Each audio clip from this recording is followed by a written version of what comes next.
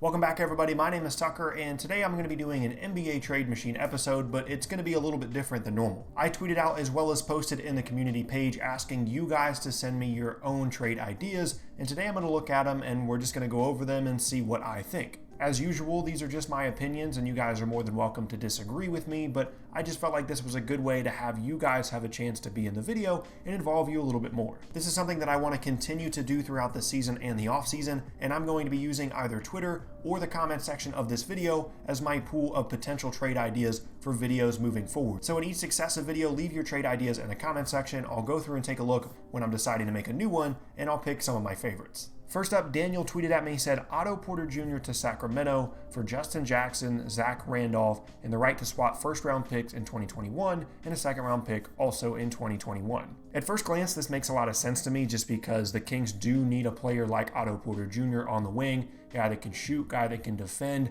and the Wizards are obviously trying to get rid of his money. But if you look at it, this is basically just a salary dump for the Wizards. Justin Jackson is not a guy that I have a lot of confidence is going to really turn into anything. He could end up being a better jump shooter and becoming an okay wing in the NBA, but apart from that, it's basically expiring contracts plus the potential to swap picks down the road for Otto Porter Jr. So on one hand, yes, it is nice to dump that salary, but on the other, you're not really getting any on-court value for a player in Porter who, although he is overpaid, he's still good. So to me, on either side, I probably wouldn't take this deal if I was Washington because I'm not really getting anything in return for Porter other than dumping his contract. And if I'm Sacramento, I'm not really sure I want to take on Porter's deal. Next up is from Kaz480p. He says the Washington Wizards get Pau Gasol and Patty Mills plus two 2019 first-round picks from San Antonio, one from the Raptors and one being their own, in exchange for John Wall and Markieff Morris. This is an interesting one to me just because I haven't really seen a ton of people talking about the Spurs as a possible trade partner. And definitely not to the Wizards for John Wall, but I can see this as actually being something that works out for both sides given the right circumstances. Because lately you probably haven't heard as much about the Wizards in terms of possible trades because they've started to turn things around and they're at least not as much of a dumpster fire as they were in the beginning of the season. While on the other hand, the Spurs are struggling relative to their own expectations and could be on the outside looking in of the Western Conference playoff race. So consolidating some of their expiring contracts and some of their first round picks to get a guy like Wall that, yes, his contract is going to be bad. He might not be the perfect modern NBA point guard, but he can definitely help the Spurs. DeJounte Murray is going to be out for the entire season, and they desperately need some playmaking in the backcourt, and his tendency to shoot mid-range jumpers fits in well in San Antonio. Plus, Markieff Morris is another good player to add to the Spurs rotation, so given the correct circumstances, if the Wizards do just want to hit the reset button, they get back an expiring contract in Pau Gasol, 2 picks, and then Patty Mills' deal does extend for the next couple of years, but at least it's a lot less than Wall's $40+ million a year contract. And while the Spurs do have to pay Wall all of that money, they're more focused on the short term in the last few years of Greg Popovich's coaching career. Moving on now, the Finesse Kid says the Celtics trade Jaylen Brown, Robert Williams, and 2 first-round picks in exchange for Anthony Davis. This is a weird one for me because I've been saying for the longest time that people need to stop trying to trade away the assets that the Celtics have because the depth that they've built up is one of their main strengths. But so far this season, we have seen what can be a counter argument to that because at times it seems like they've had too many good players and not enough minutes to go around, and that's been a detriment to their team. And obviously, anytime anybody talks about an Anthony Davis trade, it's either to Boston or to LA. For me personally, if I'm the Celtics and this is the deal on the table for Anthony Davis, I'm taking it as soon as it's offered, regardless of whatever the 2 future firsts are, because for the Celtics, that can mean a lot of different things. And on the other hand, if I'm the Pelicans, it's going to take a much better offer than this to pry away Anthony Davis. Especially right now, given the circumstances that we're in, where it seems like he isn't in too much of a hurry to leave. Now, if the Celtics are willing to start throwing Jason Tatum into some trades, then I'll definitely listen, but that is a very polarizing topic for Celtics fans and NBA fans alike. So for me, this is a yes if it's the Celtics and a no if I'm the Pelicans. Next up, Bluey2K says Wes Matthews and Devin Harris for Frank Ntilikina and Tim Hardaway Jr.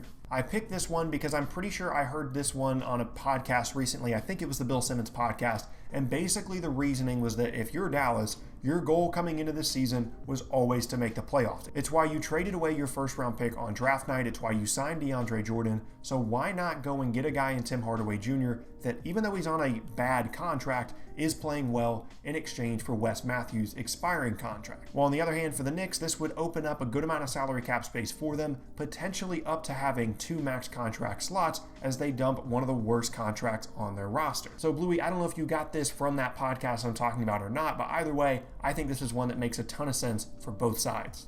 Next up, Mr. Wonderful says the Utah Jazz trade Ricky Rubio, Derek Favors, plus potential picks in exchange for Bradley Beal.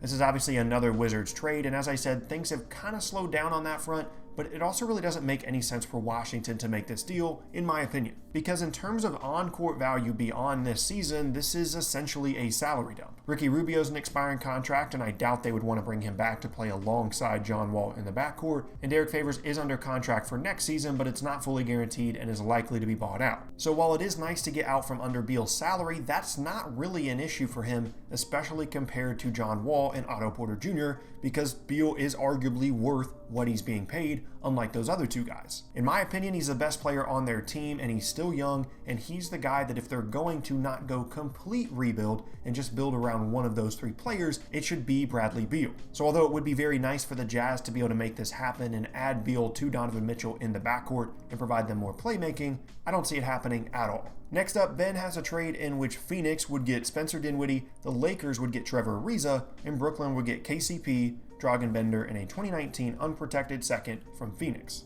This is actually a really interesting one to me because at first I thought, well, that's not enough for Spencer Dinwiddie. He's a really good player, even though he's on an expiring contract, and the Nets should be able to get something better than that for him. Because as a Nets fan, that's where my mind went first, but then I realized this is Phoenix, and they're probably going to have the worst record in the league this season, so that unprotected 2019 second might as well be a late first round pick, which is what I would be looking for in exchange for Spencer Dinwiddie. And then obviously the rest of it has to do with the much talked about possibility for Trevor Ariza to go to the Lakers in exchange for KCP and Dragan Bender, which are basically expiring contracts. Meanwhile, Phoenix gets a cheap guard for this year that can help solve some of their problems at the point guard spot and could potentially be a good long-term fit alongside Devin Booker, although they'd have to talk about what they're willing to re-sign Dinwiddie for in the offseason because he's probably going to get a good amount of money. Next up, Cornex says Josh Jackson for Markelle Fultz. Now I'm going to cut you some slack. You might be a new subscriber. You might have subscribed within the past week, but this is actually one that I've already talked about in a Trade Machine episode before, my guy. First, they could look to flip Fultz for a young wing with high upside that could help them with their depth and lack of defensive versatility with a similar contract to the one that Fultz has, like a straight-up swap for Josh Jackson to Phoenix, for example.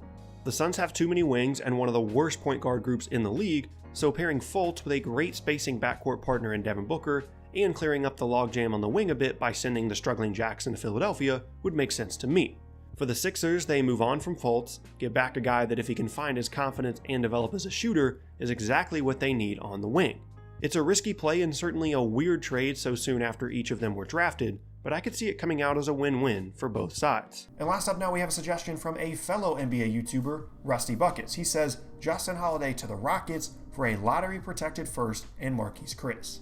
Before I even get into the trade, I just want to say I have never seen a fan base on Twitter lobby so hard for a role player to be traded than Justin Holiday and the Chicago Bulls this season. It seems like basically every day I see 4 or 5 new Justin Holiday trade ideas from Bulls fans that are trying to get any kind of value out of him they can. Because he is playing really well, as you can see in Rusty's tweet, and he's someone that can definitely help the Rockets. He's a high-volume three-point shooter and a 3-and-D guy, which is exactly what Houston needs and something they've been lacking with some of their offseason departures. And really all the Rockets are giving up is a player in Marquise Chris who's not even in their rotation, and what will probably be a late first-round pick, unless something goes horribly wrong for the Rockets and they end up missing the Western Conference playoffs, in which case the pick is protected and they will get their lottery pick, and it'll probably convey into 2 seconds or something for the Bulls, which is still value for them. And there you have it. That is the end of today's video, and I thank you all very much for watching. Once again, make sure to leave your own trade ideas down in the comment section below, and I'll take a look when I decide to make another episode. Once again, my name is Tucker. If you missed any of my previous videos, then be sure to check out the boxes on screen. Thanks again, and I'll see you all next time.